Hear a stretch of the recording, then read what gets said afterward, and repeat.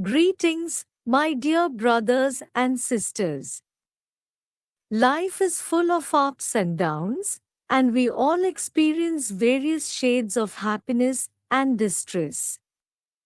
But have you ever wondered why some people can weather life's storms with equanimity while others succumb to stress and anxiety?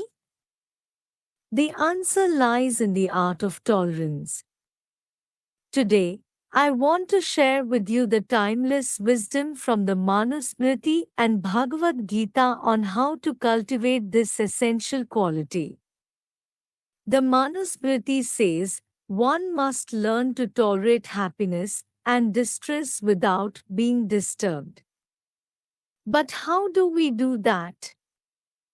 Bhagavad Gita chapter 2, verse 14 offers us the key.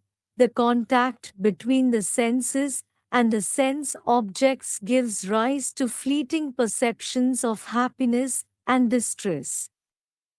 These are non-permanent and come and go like the winter and summer seasons. In other words, the source of our happiness and distress is external and therefore impermanent and fleeting.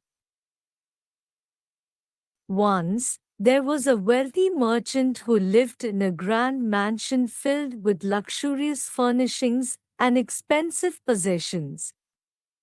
Despite his wealth, the merchant was deeply unhappy and could not find lasting satisfaction in his material possessions. One day, the merchant met a wise sage who was passing through his town.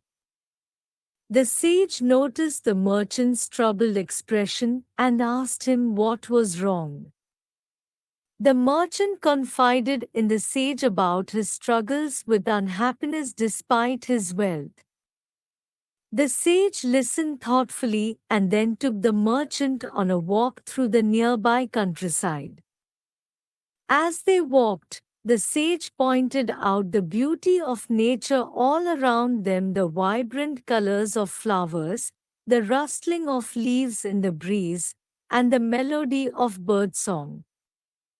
The merchant was struck by the natural beauty all around him and felt a sense of peace and contentment that he had not experienced in his grand mansion. The sage then pointed out that just as the seasons changed and the natural world was subject to impermanence, so too was the merchant's attachment to his material possessions. The merchant realized that his happiness was dependent on fleeting external factors that were ultimately non-permanent. He began to understand the teaching of Bhagavad Gita chapter 2.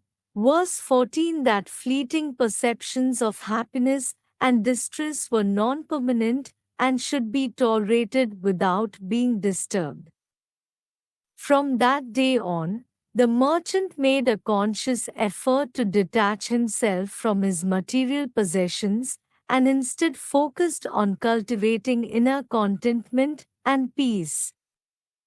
He learned to appreciate the beauty of the natural world around him and to accept the impermanence of life with grace and equanimity.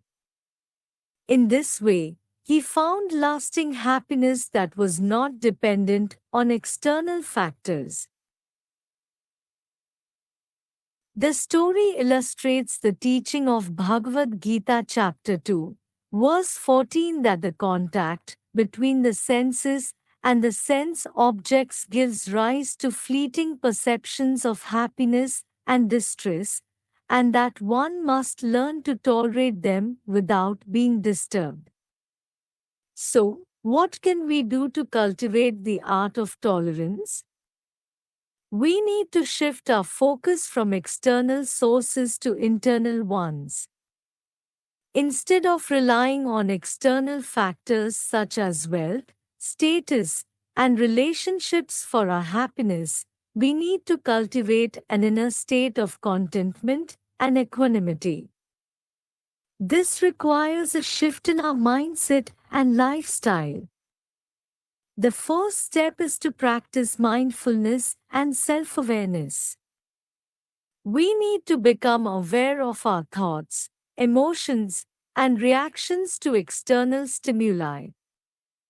This will help us to identify our triggers and patterns of behavior that lead to distress.